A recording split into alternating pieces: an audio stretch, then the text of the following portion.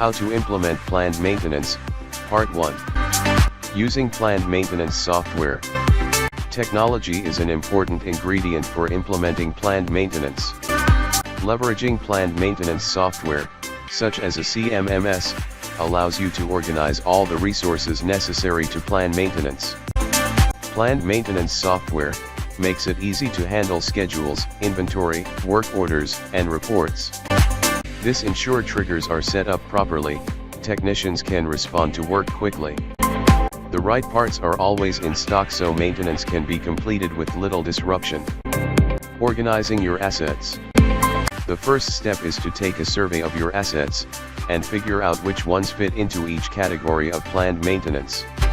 Remember, there is planned preventive maintenance and planned unscheduled maintenance.